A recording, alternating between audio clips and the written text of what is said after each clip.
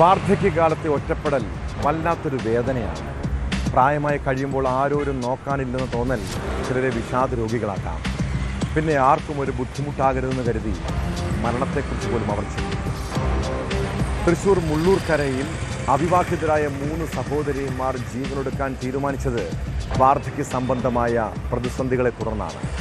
വീടിനുള്ളിൽ അവശനിലയിൽ കണ്ടെത്തിയ 3 സഹോദരിമാരിൽ ഒരാൾ മരിച്ചു.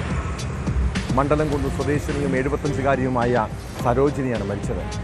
83ഉം 80ഉം വയസ്സുള്ള മറ്റ് 2 സഹോദരിമാർ ചികിത്സയിലാണ്.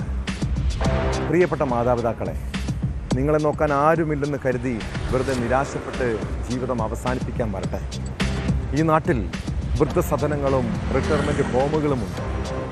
അവിടെ സന്തോഷത്തോടെ ജീവിതം ആസ്വദിക്കാൻ കഴിയും.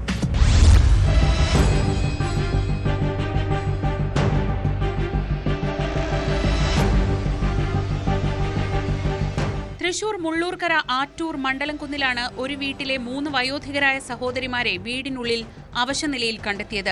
ഉടൻ ഇവരെ ആശുപത്രിയിൽ എത്തിച്ചെങ്കിലും സഹോദരിമാരിൽ ഒരാളായ സരോജിനി മരിച്ചു. മറ്റ് 2 പേർ ചികിത്സയിൽ തുടരുകയാണ്. വെള്ളിയാഴ്ച രാവിലെയാണ് നാടിനെ നടുക്കിയ ഈ സംഭവം പുറംലോകം അറിഞ്ഞത്. മുള്ളൂർക്കര പഞ്ചായത്തിലെ ആറ്റൂർ മണ്ഡലംകുന്നിൽ മടപ്പത്തിൽ പുരയ്ക്കൽ വീട്ടിലാണ് ദാരുണമായ സംഭവം അരങ്ങേറിയത്. സഹോദരിമാരായ 83 വയസ്സുള്ള ദേവകി, 80 വയസ്സുള്ള ജാനകി, 75 വയസ്സുള്ള സരോജിനി എന്നിവരെയാണ് വീടിനുള്ളിൽ അവശനിലയിൽ കണ്ടെത്തിയത്. രാവിലെയായിട്ടും വീടിന്റെ വാതിൽ തുറക്കാത്തതിനെ തുടർന്ന് അയൽവാസികൾ നടത്തിയ പരിശോധനയിലാണ് 3 പേരെയും അവശനിലയിൽ കണ്ടെത്തിയത്. കാലത്ത് ഇവരാരും വീട് തുറന്നിട്ടില്ല എന്ന് മനസ്സിലാക്കിയപ്പോൾ അയൽവാസികളാരോ കണ്ടിട്ട് പഞ്ചായത്ത് മെമ്പറോട് പറഞ്ഞു. മെമ്പർ എന്നെ വിളിച്ചു.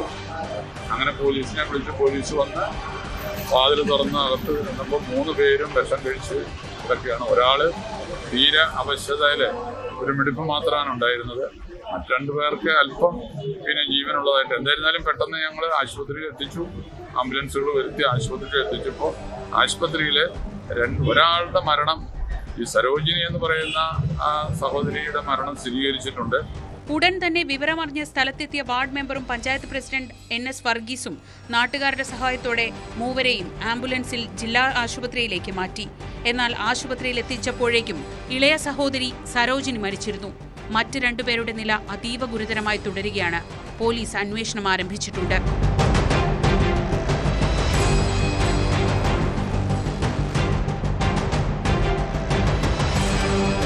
ന്യൂസ് 18 തൃശൂർ. കൂടുതൽ വാർത്തകൾക്ക് news 18 Keralam YouTube channel subscribe ചെയ്യുക.